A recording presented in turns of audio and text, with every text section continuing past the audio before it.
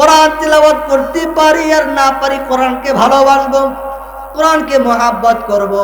ইমাম আসিম রাহমাতুল্লাহি আলাইহি তার সন্তানদেরকে ডাক দেয়া বলে, সন্তানরা জিজ্ঞাসা করে, আপনি কোরআন এত তেলাওয়াত করেন কারণটা কি? হযরত ইমাম আসিম রাহমাতুল্লাহি আলাইহি যখন লাগে কোরআন তেলাওয়াত করতেন, তার জবান দিয়া মেশক আম্বরের মতো সুঘ্রাণ বের হতো, মেশক আম্বরের মতো সুঘ্রাণ বের হতো। সাথী সঙ্গীরা জিজ্ঞাসা করলেন, হুজুর আপনি যখন কোরআন তেলাওয়াত করেন তখন আপনার জবান দিয়া এত ঘ্রাণ কেন বের হয়, এত ঘ্রাণ কেন বের হয়? এবার ইমাম আসিম রাহমাতুল্লাহি আলাইহি ডাক দেয়া বলেন, আমি শুধু একজন কোরআনের কারি নয়, বরং আমি হইলাম একজন কোরআনের পাগল। শুধু কোরআন তেলাওয়াত করি তা না, বরং কোরআনকে আমি মহাব্বত করি। ইমাম আসিম রাহমাতুল্লাহি আলাইহি ডাক দেয়া বলে, আমি কোরআনকে এত তেলাওয়াত করি, একদিন তিলাওয়াত করতে করতে আমি রাত্রিবেলা ঘুমায়া গেলাম। এবার ইমাম আসিম রাহমাতুল্লাহি আলাইহি বলেন, আল্লাহর কোরআনুল হাকিম তিলাওয়াত করতে করতে যখন ঘুমায়া গেলাম, ঘুমের মধ্যে আল্লাহর হাবিব মুহাম্মদুর রাসূলুল্লাহ সাল্লাল্লাহু আলাইহি ওয়াসাল্লাম আমার সঙ্গে সাক্ষাৎ করলেন। ডাক দেয়া বলে, আসিম তোমার কোরআন তেলাওয়াত আমি নবীজির কাছে খুব ভালো লাগে, তোমার কোরআন তেলাওয়াত এত মধুর, তোমার কোরআন তেলাওয়াত এত শুদ্ধ, যখন তেলাওয়াত করো আমি পয়গম্বরের কাছে খুব ভালো লাগে। ও আসিম আমি তোমার কোরআন তেলাওয়াতকে ভালোবাসি, মুহাব্বত করি।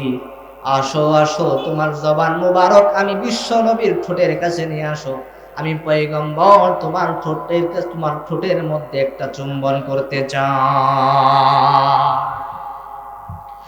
এবার ইমাম আসিম রাহমাতুল্লাহি আলাইহি ডাক দেয়া বলে, ও আমার সাথী সঙ্গীরা শোনো, কোরআনকে এত পরিমাণ তিলাওয়াত করতাম, কোরআনকে এত মুহাব্বত করতাম, ভালোবাসতাম। কোরআন তিলাওয়াত করতে করতে যখন ঘুমায় গেলাম, আল্লাহর হাবিব আমার কোরআন তিলাওয়াত পছন্দ করতেন। কোরআন তিলাওয়াত পছন্দ করে আমার রাসূল স্বপ্নের যুগে আমি আসিমের ঠোঁটের মধ্যে আমার রাসূল চুম্বন করলেন। আমি তখন থেকে অনুভব করতে লাগলাম মুহাম্মাদুর রাসূলুল্লাহ আমাকে চুম্বন করার পরে আমার মুখের মধ্যে মেশকে আম্বরের ঘ্রাণ চলে আসছে। সাথে সাথে আমার ঘুম ভেঙে গেল।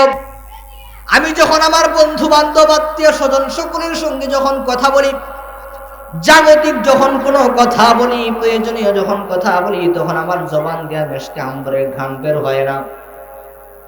দুনিয়ার মানব বন্দরে শোনো, আমি যখন আল্লাহর কোরআনুল হাকিম তিলাওয়াত করি, ওই রাতের ঘুমের মধ্যে আমার রাসূল আমার ঠোঁটের মধ্যে চুম্বন করার পরে যে ঘ্রাণ আমি অনুভব করেছিলাম সারা জীবন, এখন দুনিয়াতে জাগ্রত অবস্থায় যতবার আমি কোরআনুল হাকিমের তিলাওয়াত করি, ততবার আমার রাসূলের মুখের মেশকে আম্বরের সুঘ্রাণ আমার মুখ থেকে বের হয়। এই জন্য আল্লাহর হাবিব জানায় দিলেন, তাবাররাক বিল কুরআন ফাইন্নাহু কালামুল্লাহ, তোমরা বরকত হাসিল করবা কোরআন দিয়া, কারণ কোরআন হলো আল্লাহর কথা, কোরআন হলো আল্লাহর কালাম। যারা কোরআন তেলাওয়াত করবে তারা দুনিয়াতেও সম্মানিত হবে, তারা কবরেও সম্মানিত হবে, তারা হাসরেও সম্মানিত হবে। রব্বুল আলামিন কোরআনুল হাকিমের মধ্যে ডাক দেয়া বলেন, ইয়ারফাইল্লাহুল্লাযীনা আমানু মিনকুম ওয়াল্লাযীনা উতুল ইলমা দারাজাত।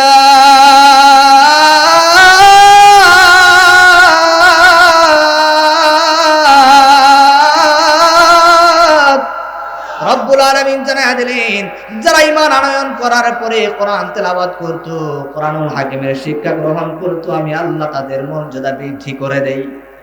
দুনিয়াতেও তাদের মর্যাদা উপরে থাকবে, হাসরের ময়দানে আল্লাহ রাব্বুল আলামিন সম্মানিত করবেন। যারা কোরআন তেলাওয়াত করবে, কোরআনুল কারীমের হাফেজ হবে, কঠিন হাসরের ময়দানে রব্বুল আলামিন তাদেরকে এলান করে দিবেন, ইকরা ওয়ারতাকি ওয়ারাতিল কামা কুনতা তুরাতিলু ফিদ দুনিয়া ফাইন্না মানজিলাকা ইনদা আখিরি আয়াতিন তাকরাউহা। তুমি কোরআন তেলাওয়াত করো আর চলতে থাকো, আল্লাহর হাবিব জানায়া দিলেন, যখন নাকি কোরআনের হাফেজরা একটা আয়াত তিলাওয়াত করবে, জান্নাতের একতলা বিশিষ্ট জান্নাতের মধ্যে সে উঠে যাবে, আরোহণ করবে। কোরআনুল হাকিমের দ্বিতীয় আয়াত তিলাওয়াত করবে, জান্নাতের দ্বিতীয় তলায় আরোহণ করবে। কোরআনুল হাকিমের তৃতীয় আয়াত তিলাওয়াত করবে, জান্নাতের তৃতীয় তলায় আরোহণ করবে। এভাবে আলিফ লাম মিম যালিকাল কিতাবু লা রাইবা ফীহি হুদাল লিল মুত্তাকিন, এইভাবে এক আয়াত দুই আয়াত তিলাওয়াত করতে করতে কোরআনের হাফেজরা মিনাল জিন্নাতি ওয়ান নাস পর্যন্ত তেলাওয়াত করবে। আল্লাহর হাবিব জানায়া দিলেন, এক আয়াত তেলাওয়াত করে জান্নাতের একতলা বিশিষ্ট জান্নাতে আরোহণ করবে, দ্বিতীয় আয়াত তেলাওয়াত করে দ্বিতীয় তলায় আরোহণ করবে। এভাবে কোরআনের হাফেজা ৬৬৬৬ আয়াত তেলাওয়াত করে আল্লাহর জান্নাতের ৬৬৬৬ তলা জান্নাতের মালিক হয়ে যাবে। এই জন্য রব্বুল আলামিন জানায়া দিলেন, সূরাতে মানুষ হলেই তাকে মানুষ বলা যাবে না, বরং আমি আল্লাহ জানায়া দিলাম, আর রহমান আল্লামাল কুরআন খালাকাল ইনসানা আল্লামাহুল বায়ান। দয়াময় আল্লাহ, আমি কোরআন শিক্ষা দিয়েছি, এরপর মানুষ সৃষ্টি করেছি, এরপরে তাদেরকে বয়ান শিক্ষা দিয়েছি, কথা শিক্ষা দিয়েছি। আল্লাহর আসমানের নিচে জমিনের উপরে কত হাজার মাখলুক আছে, কত মানুষ আছে।